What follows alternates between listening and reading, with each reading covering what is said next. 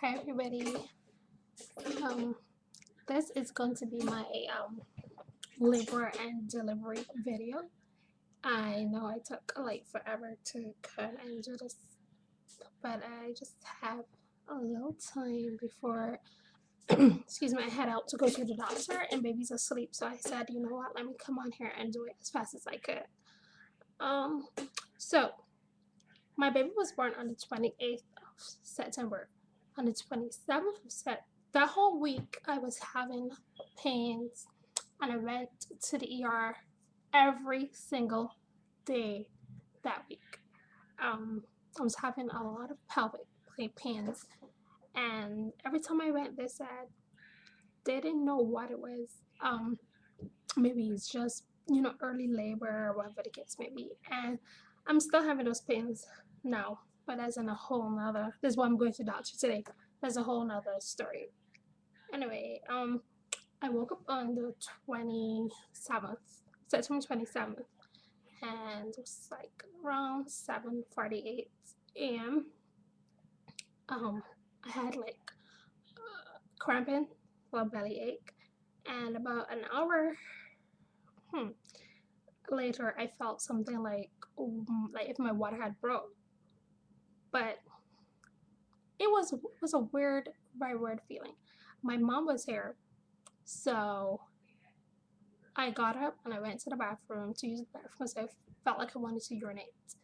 So when I went to the bathroom, I did my thing and I got up, I wiped, and while I was getting up to pull my TMI to pull my underwear up, I felt this thing like a gush, and I heard this thing says like it literally sounded like if something had hit the floor. So I was scared, y'all. I was so scared. I was like, what? Like, not scared, but the sound made me scared. I was like, did my child just drop it on the floor? But it wasn't. It was a weird sound. So when I looked down on the floor, it was this big, huge, thick, dark colored blood clot. So I called my mom and I was like, Mom, have you ever seen something like this before? And she was like, um, I think she was more scared than anything because she'd never seen like the clots. Sorry, y'all, I'm trying to do my hair, trying to get out the house. Um, she'd never seen something like that before, so she was like, you know what, call my husband and let's go to the hospital. And he had just this minute left to go to the gym. So I was trying to call him before she was like, take a shower and let's go to the hospital. But I wanted to call him before he got in the gym because when he gets in the gym, sometimes he has like no signal or whatever the case may be. So I called him and then he came at home, we took a shower, we went to the hospital. We got there around 9:34 or something a.m. We drove really, really fast, y'all. Because the hospital is not in my township. It is like 2, 3 townships over. Um, yeah, it's quite a while out. And when we got there, we signed in and everything, and um, they just told me um, I was not dilated. And at that point, they had not even scheduled a C-section for me because I was supposed to go back to the, not a C-section, sorry, an induction day for me because I was supposed to go to the clinic that same day in the afternoon. And when I got there, they just checked me and they said, oh, they didn't see anything. I wasn't dilated or anything like that. But I was bleeding. They were like, oh, you know what? Just go back home. And I thought that was very, very weird. Just send me back home. And, I'm like, well, you guys say when you start bleeding, you're supposed to come to you. And now I'm bleeding and you say, go back home. How am I supposed to go home and look for, I don't know how long I'm supposed to stay home, what I'm supposed to be looking for. that kind of stuff. Guys, excuse the junk that's going on here in the back of me.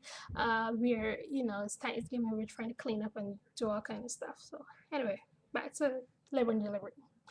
Um, so they chat me and they sent me back home.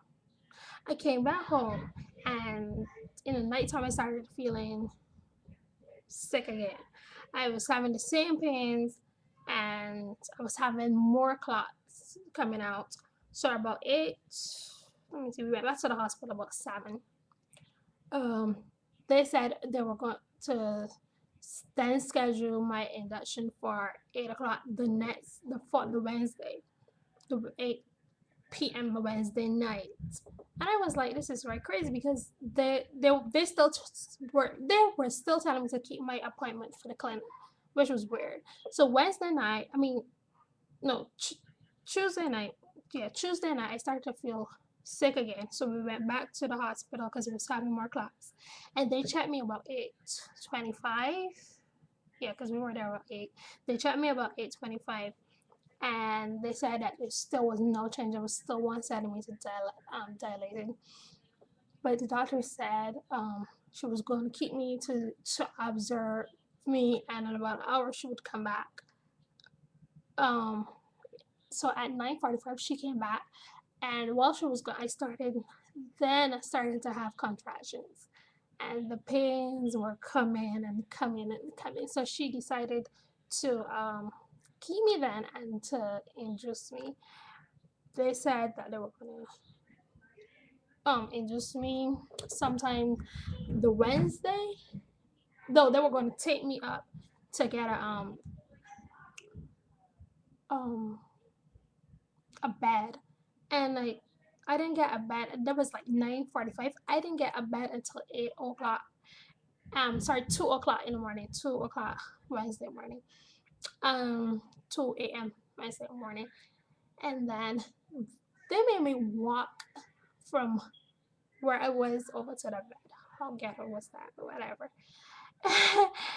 And they had me there for a good while, maybe an hour or two, just lying there having contractions. And then they came and they gave me the Pitocin, and they started my contractions. I had to get fully the Cervidil. They did the Cervidil. I also had to get a catheter. They put in a catheter. It didn't hurt. And I finally got an epidural. So I was in labor for about 22 hours, and she was born at 6 something. 6:09, I think. 6:09, she was born on Wednesday. 6:09, the Wednesday, the following night. So you can imagine how many hours I was there in labor. But you know what? For me, my experience was not bad. It really didn't hurt that much because I got the epidural. I still felt stuff. When they kept telling me that I had to get oxygen. They had to stop my Pitocin at some point and let me labor on my own because she was not tolerating the Pitocin at all. And they had to put oxygen on me. And so that's what happened. They kept telling me I was going to feel this pressure, like I wanted to make a bowel movement, and I kept telling the lady I didn't feel that, and she said, she kept asking me, that's when I'm gonna be ready to push. She said you're gonna feel like a bowel movement, and I kept telling her I'm not feeling that, but I told her it feels like the baby's coming out. She's like, oh no, you're not ready yet. So I went through about 3 shifts. So when the third doctor came in, I told him that I felt like a weird feeling out there. So when he checked, he was like, "Oh my God, you are so ready." The head is there, and my husband was like, "Oh, really?" He's probably just saying that. And my husband looked, he was like, "Oh my God, her head is there," because you guys know how much hair she has. And my husband was like, "Oh my God, I can see all her hair." And so that was at 6 o'clock. I pushed for nine, between 6, so 9 minutes later she was born. And really and truly, it didn't take that long. I pushed less than 9 minutes, but what happened is they wanted me to wait for another contraction all the time to push. Um, and then the contractions were taking really long to come on my own. So then the doctor was like, give her, put back on the Pitocin, and the nurse was like, she's not tolerating it. The baby's not tolerating. He was like, no, the baby's coming out, so just give her so we can get this, over and and and through. And that was it. That was my labor and delivery. My only bad experience was when the baby was born. She didn't hurt me at all, at all, at all. That was a wonderful experience.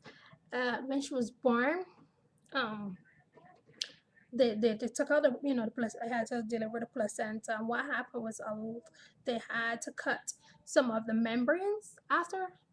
I was there for about 10 minutes. They were trying. The two doctors were trying to cut out the pieces of the membranes that were still stuck in me. Um, because that could practically kill you. So, but they did a good job. They got everything out. The only thing, as I said, my bad experience was the anesthesiologist. She had already left, and when, because obviously I went back into another shift now, the nurse or whoever she was that came to take out my epidural, she was so mean. She pulled it out. She literally pulled it out my back. And I was so mad. I got up and I was gonna hit her. I forgot that I had just delivered a baby. Truth, y'all. I was so mad. I jumped up to give her a cuff. Yeah, I was gonna connect. And by the time I think she was running to the door, and when she got out there, the nurses and stuff wanted to know what was going on, and she was like, shoving her hands up like she didn't know what was going on. She knew what she did. She knew what she did. And for about 3 weeks, I had a big hole in my back. My back was hurting me. Even when I went back for my 6 week check, they were like, "Oh, you have a hole in your back still." And I'm like, really? But yeah, that's about it. That's my labor and delivery video. I know I went all over the place and I rambled and I did all kind of things because I'm trying to do this quickly because baby was sleeping. Now I don't know if you guys can hear her, but she's up. So I'm gonna end this because she's in there screaming, and I'm gonna give her some feed. A quick update: she is 8 weeks today, and last week we went to the doctor because she wasn't feeling too well. Have to do a video about that because of the milk. And she was 9 pounds 11 ounces, so that's great. I want to wish everybody happy Thanksgiving, and whatever you guys do tomorrow, I want you guys to do it safely.